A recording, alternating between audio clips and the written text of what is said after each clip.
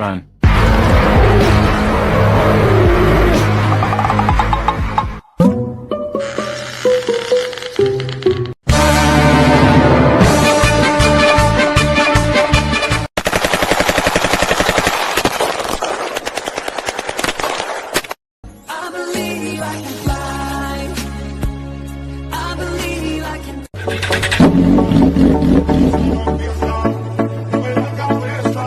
Como yo me muevo, no se mueve nadie.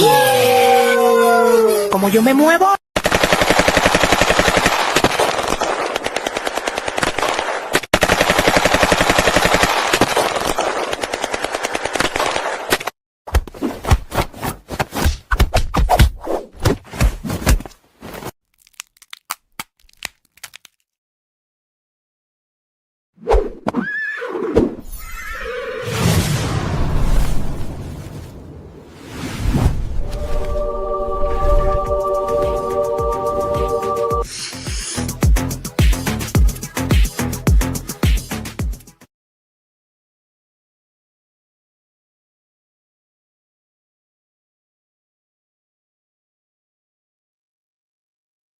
All right. All right. How is everyone? We're going to react to Luke Belmar's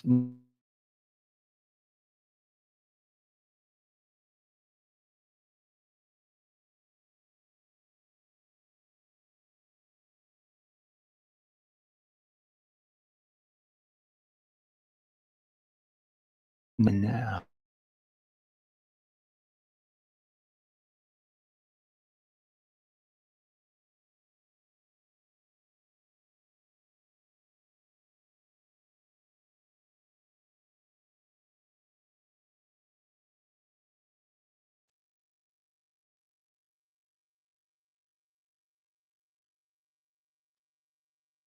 All right.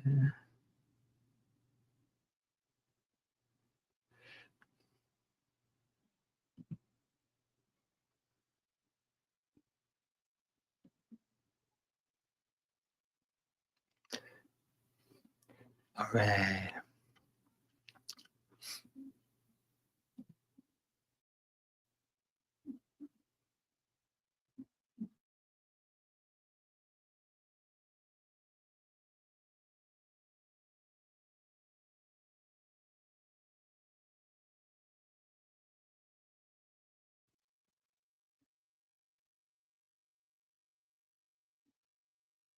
He's been known to making absolutely no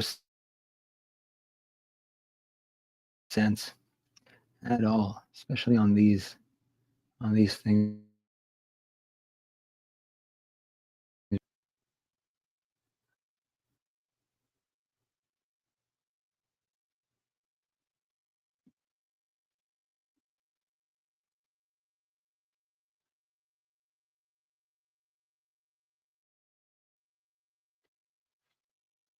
If you're taking Look, hey, that's an ad for a scam. Everything's a scam. think you can be in a situation whereby you can face the reality at the fact that you can live with not a lot, like $10,000. I can go to He's such a fucking 80% of places in the world and live for a very long time with $10,000. But is it a lot of money? Fucking internet's garbage. I apologize about that. No, it's not. But to say that it's a lot of money is the fallacy. So to say $10,000 is a lot of money, it's not a lot of money. Per day, we're talking, right? Per day, bro. It's not a lot of money. Now you may say, it's not a lot of it's money. A lot of money. What the fuck are you talking about? Perfect. What is the context? Are you a single guy that lives in a one-bedroom apartment that spends $2,000? It's a ton of money. You run an enterprise. You run an enterprise. You build an empire. You have a lot of employees. You have a lot of staff. The context becomes different. You do. But you need the mindset of saying, hey, there's potential. There's scalability. There is more. And people can say, this is enough. This is good. Gotta be the and they can cap themselves there. I just choose not to. Would you be friends with me if I said this is okay with me, or do you associate with people like that? Here's the secret to getting better ChatGPT results. Ventrilo He actually can sense, because he's kind of a is a Chrome extension that helps you write smarter prompts based on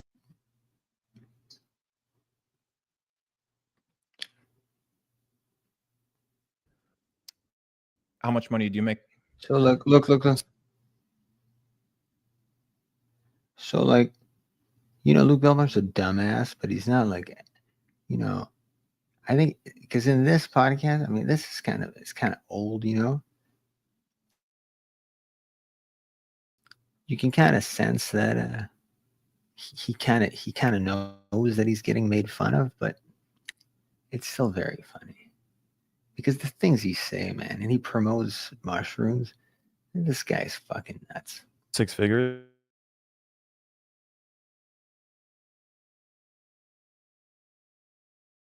It doesn't make a difference. It's like it's the assumption. Money's what makes you valuable. I never said money's what makes you valuable. I just said $10,000 is not a lot of money, and I still will stand by that point. But that has no intrinsic play in who you are as a person. Let me give you an example. Charlie Munger, he passed away recently. We know this. Berkshire Hathaway, multi-billionaire. He comes from a really rough background. He got divorced in his late 20s. This was back in the day when divorce was like really frowned upon. His kid died while he was in his early 30s. So this guy goes through the trenches, then becomes a multi-billionaire. In this entire process, if you assume that money is what identifies him, Charlie Munger never went to the trenches. Okay, Charlie Munger doesn't trade meme coins. Fuck, this guy's terms is like if everyone was in his mind. Like we can't all read your mind. You have to, you have to.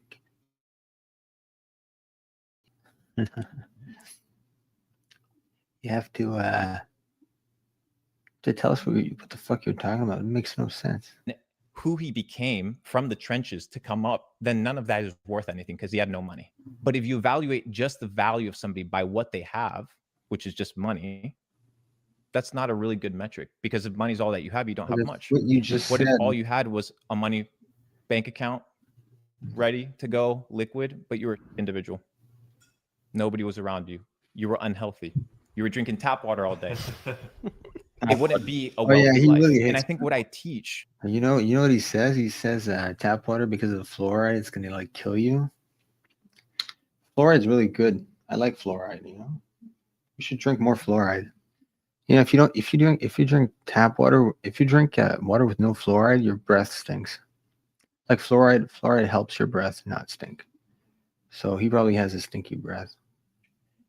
Or what I like to share, or what I believe, is that wealth is a mindset of abundance in every area of life. In your relationships, in your health, in your ambition, in your desire, in your pursuit of goals and happiness. And I don't think it's bad to, one, identify that maybe you don't have an abundance mindset, maybe you have a scarcity mindset, and that it's okay to change it. And I will say this, the school system, and that's why I appreciate people that make content on the internet and add the ability to make it interesting for people to consume content, because the education. What are you talking about? What are you like? They barely asked. They asked one question. He makes it so easy for them, right?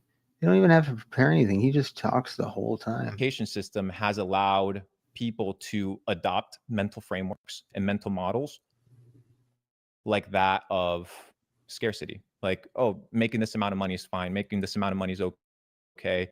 Settling for this lifestyle is fine. You need to identify, do you truly believe these things? Or are these things that I identify as a black lady?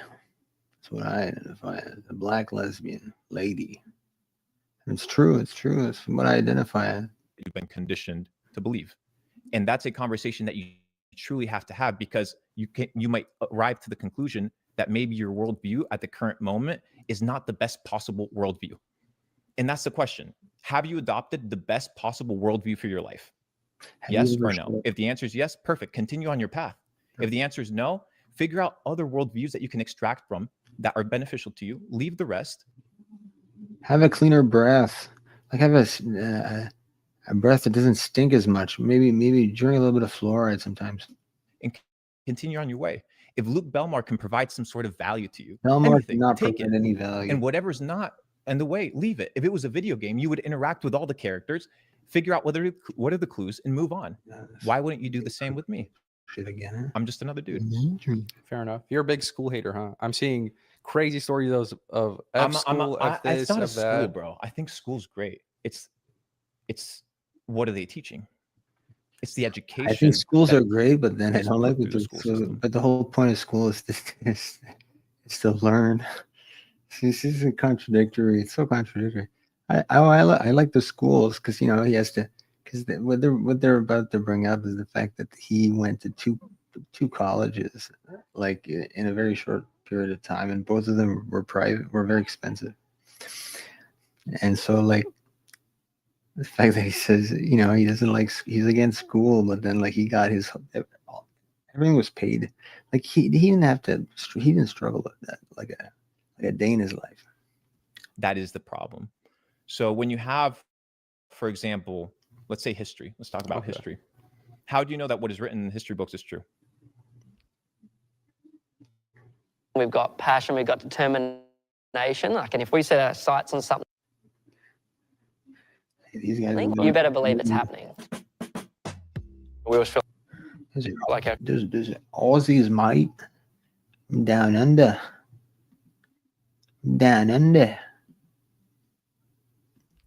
It's not necessarily true. The winner always writes the history book, so I don't disagree with you there. So now you have somebody. Would you say that the teacher that teaches history, let's say the fourth grade teacher, I'm not talking about PhD, high level education. Oh, so like the fourth grade teacher. he always has a way to find that, he always finds a way to be demeaning, like just to someone, or like he has to be demeaning. Not talking about the fucking stupid fourth grade teacher. I'm talking about the higher level. Shut up. What diploma do you have, Belmar? Teacher actually is well educated on the truth of history, or she's just regurgitating the syllabus? But is there a better way to do it? Basic crap. Self-education. Man, So the fourth grader has to join Capital Club and. No, I mean, Capital Club is not for fourth graders. Capital Club is actually for aspiring. Is he really? He's responding to that question seriously? They're clearly making fun of it. It's kind of sad that this guy's this dumb. He's just really dumb. And developed entrepreneurs. But for a fourth grader, maybe as a parent or as an older brother, you give a child a book instead of giving them an iPad. You take them out for a walk and teach them the value of health and nutrition, as opposed to no, man, give him a fucking iPad. taking them for marshmallows and ice cream. Yeah, those things are fine. But what are you developing? You're under the assumption that education is merely contextual to student teacher sitting at a desk. This is education. You guys are teaching me. I'm teaching you. They haven't said a thing from the very start. They haven't said a fucking word. I mean, you've just been talking this whole time. It's just a long monologue. Teaching each other. And if you can start learning from your environment, you can start learning from the data sets that reality gives you, becomes a little bit different. But is that scalable? Like, if everybody, is that really the best way? If we relied on everybody just teaching their younger brothers and their younger siblings? Do you have siblings? I do. Younger or older? Older. Okay, you're the youngest? Mm-hmm. So it would be hard for you to understand what it's like as an older brother to take care of a younger brother. Regardless of how you may feel about that, that's the truth, because you simply aren't in that position. It's like, a second. Yeah, he's good. Yeah. I have to go get the door.